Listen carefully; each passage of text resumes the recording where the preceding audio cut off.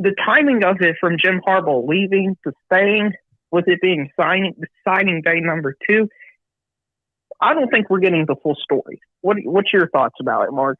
For as much as we can gather from being on the outside, is that Jim Harbaugh wanted to coach in the NFL this year. And he had 3 opportunities, and I don't know if it was simply a situation where he would coach anywhere in the NFL over Michigan and he would have taken any job, or if the 3 that he was connected to, reported to be connected to, Miami, Vegas, and Minnesota, that he had some kind of pecking order, and Michigan was in that pecking order. So let's say Vegas was 1 and Michigan was 2, and then whatever the deal, I think it's pretty apparent that unless Jim Harbaugh is brain dead and doesn't realize what the optics are and the perception of getting on a flight and going to Minneapolis on National Signing Day, after you've already spent 35 days talking to 2 other NFL teams without thinking that he was going to get the job, then I don't know what he's thinking. Like, if I'm Jim Harbaugh, I don't get on a flight to Minneapolis thinking I'm one of like 3 people that are interviewing for this job and it's simply an interview. And I'm most likely going to be getting back on this flight and going back to Michigan, still the head coach at Michigan. I think he got on that flight thinking he was going to get that job or already had the job. Right. And do you think that this could be a potential distraction for the off season, the spring camps for the Michigan players, because in the back of their minds thinking, we don't know how committed our head coach is, so why would we be committed to the team? Well, so I've talked the Michigan angle on this. I've had our various Michigan guys on to talk about this, and certainly there's the Ohio State version, and I'll point them out for obvious reasons. There's an entire college football fan base that's not Michigan, but of course, Ohio State fans have the most interest in bashing Michigan. So you've got 2 extremes. One that everything's fine, everything's good. He's Mr. Michigan man, and nobody's going to bat an eye. And he's convinced everybody that, hey, I'm all in and everything's fine and all is forgotten. And then you've got your other end of the spectrum that things are just going to fall apart because people's egos are bruised and they don't think that he's all in. Well, he's still being paid a ton of money. He still loves his university. I have no doubt about that. I don't know a lot about Jim Harbaugh, nor is a lot clear about the way he's just an awkward, kind of strange kind of dude. But the one thing I do know about him is that he loves Michigan. He loves the University of Michigan. So I don't believe that there's an issue with his buy-in for this football season, and then he wants to win and he will do his very best. But I think he's damaged his reputation and the loyalty factor for a lot of people there. Okay, I get that, and I get that from the Jim Harbaugh angle. But what about from the new recruits and the veterans on the team that are playing the game? Yeah, so it looks like, as I just stated, it looks like Jim Harbaugh desperately wanted to coach in the NFL and did not get a job. So that is something that he's going to have to overcome and address. The best way to do that is to win a lot of games this year, because winning heals all to a certain extent. But for the incoming possible recruits, the guys that he has to convince to come to Michigan, he's going to have to talk his way around that. Now, he made a statement to Ward Manuel, the AD. Apparently, I don't know. I asked a few people where this was picked up, but It's all over the place. So apparently he made the statement that that he is the Michigan coach, that he's done with that. He's done looking. He's the Michigan coach for as long as they will have him. And if he doesn't live up to those words, then, he's going to have hell to pay in the public and in social media. I totally agree with you, Mark. By the way, ladies and gentlemen, give it up to the man that gives college football its voice, the great Mark Rogers. Subscribe to the channel. He's a good man. I just have to go here, and I heard your conversation with your new good friend, Steve Dace. I think that, you know what, and I can see where Dace is coming from. I mean, how you desert your coaches and your players on National Signing Day and leave them, kind of twisting in the wind as you go. And by the way, he thought he had the job, Mark. That's where I think his arrogance came into play. He thought he had the job in the bag. And they're trying to tell him, whoa, pump the brakes here, pal. This is just an interview process. We've got other people to take a look at here. And that's what struck me about this whole thing. That's why I say his arrogance came into play. I always knew he was a little bit quirky and a little bit different with some of his actions from the past. But I think this time, I just think his arrogance got the best of him. And I can see where Dace is coming from, because you have to take a look at this, Mark. I mean, how can future recruits trust him when they see a coach that might be looking around the corner for the next opening as a pro job and might be looking to move on that going forward? Yeah, I think recruits are smart enough and savvy enough in this day and age to know the difference between an upward move or an individual, a coach who is really looking for one particular job, whether that's close to home or an alma mater or an NFL job that's not just, I'll take any NFL job. So that was the view that we got of Jim Harbaugh, was that he just wanted an NFL job. And you're right. And that's why I said there's some kind of odd split between self-awareness and arrogance, in that how do you get on that flight knowing that this is being reported all over the place if you don't have that job? Right. Because in this day and age, I would sit at home and I would say, you know what? We can take care of everything we need to take care of regarding negotiations and interviewing from home on a Zoom call. And I'll get on a flight because I've got to protect, I've got to protect all those things that you laid out. I've got to protect at the University of Michigan. This is a high-level job. It's very competitive. I cannot give my competitors ammunition on the recruiting trail. I cannot lose the trust of my current players or prospective future players.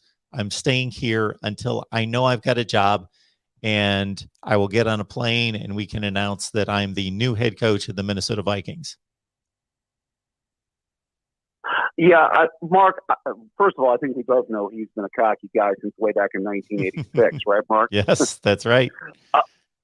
Yeah, we lived through that, unfortunately. But I just have to say, and I get the guy has had a level of success. He got within 5 yards of winning the Super Bowl. I give him credit for that. He had a good run with the 49ers. I understand all that. I get that.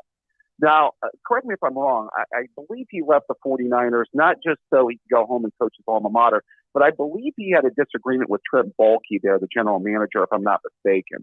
Sure he did. Yes. Okay. Yeah, I thought that was part of his departure there. The other thing, too, that I think that was at play here, and I don't know if this was your initial thoughts on the thing, did you think that he was just doing this for leverage? Because that's what I was wondering, to see if he could get some more dough out of the team up north and, get a better deal out of them after, what he did last year. I saw you make that comment a couple of times in the chat, and it certainly could be the case. That's not what I think happened, but I would not be surprised if it were. So that's one way to look at it. I think it was simply that I think all of his leverage to get back to the salary prior to 2021 was what he accomplished on the field. I think he could make that claim and have that argument. And so I think that he certainly was genuinely interested in going back to the NFL. Yeah, I mean, I'm kind of glad that he came back so he can get his butt whooping in Columbus this coming year, because he's going to have his comeuppance this year in Columbus. Now I know they've got a light schedule and they should do all right with it, but I hope they come into Columbus with something to play for, because I am so we owe him one, and this ain't going to be 1986 Harbaugh. You're coming in there and you're going to get 50, maybe even 60 dropped on you. I'm calling it right. I'm calling my shot right now. Wow. As an Ohio State fan. I mean, listen, they had their nice year. They had their one win in 10 years. They're losing a lot on defense. Now, I know they've got some stuff coming back on offense. We'll see about McCarthy at quarterback. I think Edwards could be pretty good at tailback going forward for them. I know they've got some talent. I'm not denying that. Top 8, top 9 class. That's all well and good. But this Buckeye offense this year, we're still going to have maybe the best group of receivers. And on top of that, we've got one of the 2 best quarterbacks in the country. So based on what you just DJ said, Stroud. If I told you right now that Ohio State was going to beat Michigan by 1 point, would you be disappointed? First of all, I'm never disappointed when we beat them. Okay. So no. Okay. But I'm just confident that this year that we're going to be better on defense, and our offense is going to be explosive. Travion Henderson at running back, offensive line's going to be solid. I'm confident in this team's ability to bounce back. We had a young team last year, and I believe they caught us at the right time. And yeah, there's going to be hell to pay when they come to Columbus next year. That's all I've got to say. What do you think if he has typical Harbaugh year? I mean, or typical Michigan year? I mean, Michigan's been this way. Michigan, I believe you are what your record says you are. I mean, I know there's been some argument about, winning and relevance of winning and things like that I've seen, but winning is everything in college football, I think. I mean, that's everything's measured by your record. So should we go back to a typical, what happens if he's got a typical, Michigan year? He's got, 9 wins, 10 wins, he loses to Michigan State or he loses to Penn State, comes down here and he gets blasted. I'm going to be there for that game. I can't wait. Brian Day, hangs his mythical 100 on him, or at least maybe hangs half of that with this, especially with this, he's losing his defensive coordinator. Jabo's gone, Hill's gone, Aiden Hutchinson's gone. Defense, he hasn't anything in the transfer portal at all. He's got more 3-stars, than Ohio State's had in the last 3 years in the last 2 recruiting classes. So there's like no help coming. He's late to the party. I mean, what happens then? I mean, what happens in his typical Harbaugh year? Do you think he stays, or they, they're going to, ride him the next 7 years again? Or I don't know. I just wonder what the future is if he has 2 more typical Harbaugh years, which is, 10 up, 9 up, and then, but gets blasted by Ohio State or loses to Michigan State. Well, I give all due credit to Jim Harbaugh for what he accomplished this season. He finally beat Ohio State, won the Big Ten championship, got to the playoff. Those are tremendous accomplishments, and he broke down a barrier. Now, we don't know if that's an aberration.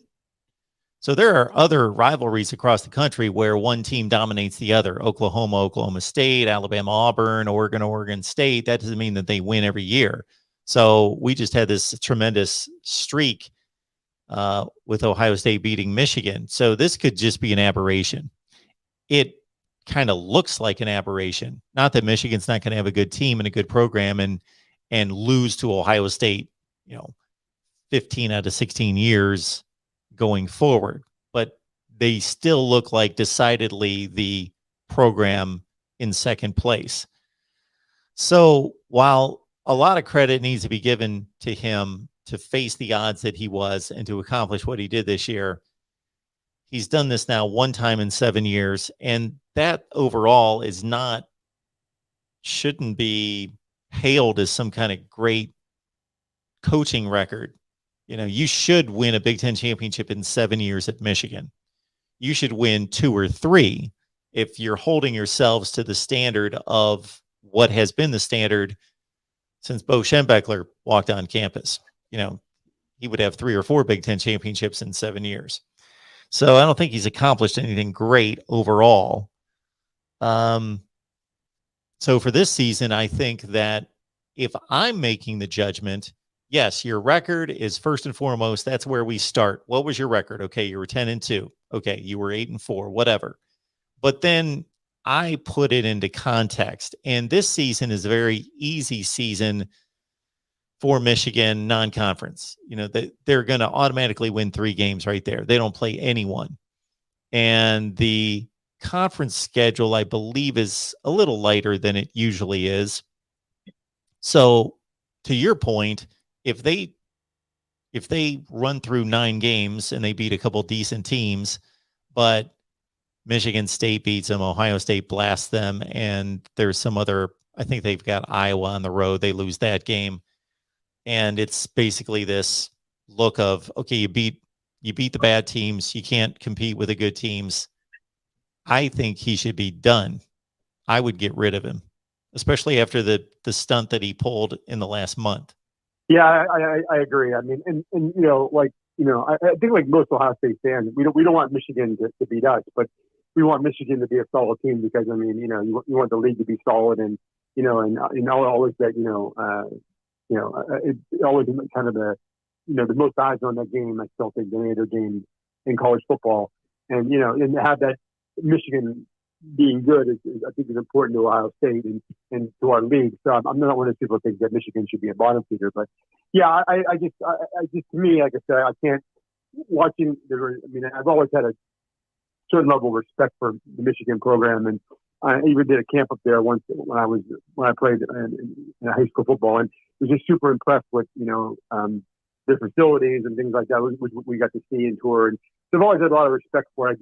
So it just seems like Harbaugh is doing more harm than good, and but I don't know. I mean, I've heard so much that he had a bad relationship with the ex-president that's been forced out, and that him and Ward Manuel are buddies that go back for a while, and then other people say he got a good relationship with the program. But yeah, it'll be interesting to see if what they do is they can do it like you brought up at the last call, James Franklin like deal with a high buyout, or they just see what he kind of pat and see what he does for the next year or two, and and move forward from there. So, but that's all I had, Mark. Thanks so much for the call.